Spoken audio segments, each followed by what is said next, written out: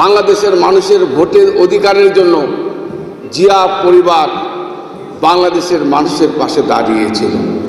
আওয়ামী লীগ ক্ষমতায় এসে বাংলাদেশের গণতন্ত্র, বাংলাদেশের মানুষের ভোটের অধিকারকে ধ্বংস করে দিয়েছিল। বাংলাদেশের স্বাধীনতা, বাংলাদেশের সার্বভৌমত্ব, বাংলাদেশের গণতন্ত্র, বাংলাদেশের মানুষের ভোটের অধিকারের জন্য জিয়া পরিবার বাংলাদেশের মানুষের পাশে দাঁড়িয়েছিল। আমি এই কথা এই জন্য বললাম, স্বাধীনতা যুদ্ধের সময় আপনারা জানেন সারা দেশ হতাশ। শেখ মুজিব পাকিস্তানের কাছে আত্মসমর্পণ করলেন, দেশ এক ভয়াবহ অবস্থা। পাকিস্তানিরা যুদ্ধ শুরু করে দিল, গোলাগুলি শুরু করে দিল। রাজারবাগ পুলিশ লাইন থেকে শুরু করে ঢাকার শহরে মানুষকে খুন করা হত্যা করা শুরু করে দিল। এই অবস্থায় শহীদ প্রেসিডেন্ট জিয়াউর রহমান জাতির কান্তি লগ্নে স্বাধীনতার ঘোষণা দিলেন। আপনারা জানেন মেজর জিয়া বলছি, উনি স্বাধীনতার ঘোষণা দিয়ে বাংলাদেশের মানুষকে সেদিন রক্ষা করেছিলেন।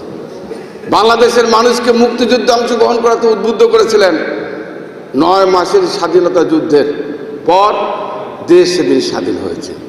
প্রিয় ভাই আমার, আপনারা তারপরে দেখেছেন আওয়ামী লীগ ক্ষমতায় এসে বাংলাদেশের গণতন্ত্র, বাংলাদেশের মানুষের ভোটের অধিকারকে ধ্বংস করে দিয়েছিল।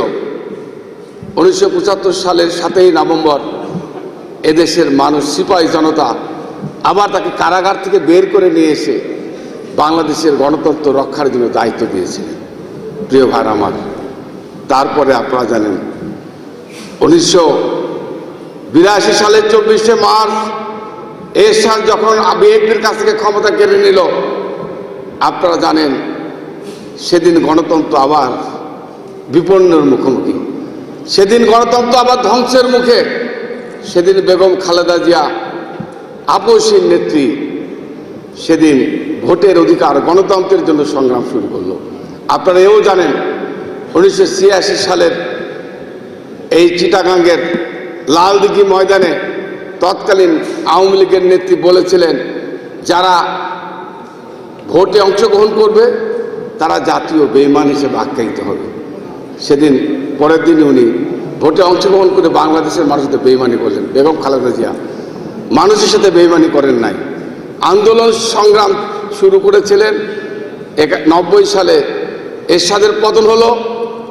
91 সালে উনি বাংলাদেশের গণতান্ত্রিক নেতা, আপসীর নেত্রী হিসাবে, বাংলাদেশের প্রথম মহিলা প্রধানমন্ত্রী হিসাবে উনি অলঙ্কিত করলেন বাংলাদেশের প্রধানমন্ত্রী। প্রিয় ভাই আমার, ঠিক এমনিভাবে বাংলাদেশের গণতন্ত্র, বাংলাদেশের স্বাধীনতা, বাংলাদেশের সার্বভৌমত্ব রক্ষার ক্ষেত্রে জিয়া পরিবার এগিয়ে এসেছে। আপনারা জানেন গত 5ই আগস্ট এই 2008 থেকে এই 2024 সাল, এই দীর্ঘ সময় আমরা আমাদের জীবনটাকে বাজি রেখে আমরা জীবনটাকে শেষ করে দিয়েছি। জেলখানায় আজকে আমাদের অসংখ্য নেতাকর্মীকে হত্যা করা হয়েছে। আমাদের হাজার হাজার নেতাকর্মী, লক্ষ লক্ষ নেতাকর্মী কারাবরণ করেছে। আমাদের নেত্রী বেগম খালেদা জেলে গিয়েছে।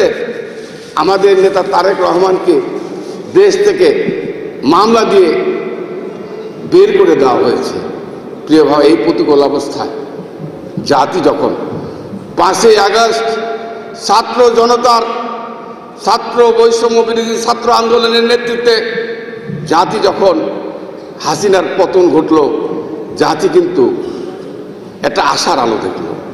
প্রিয় ভাই আমার, এই দীর্ঘ 10 মাস অতিবাহিত হচ্ছে, আপনারা দেখেছেন জাতি আবার হতাশা, আবার একটা টেনশন, আবার একটা সারা দেশের মানুষের মধ্যে একটা উত্তেজনা। কি উত্তেজনা?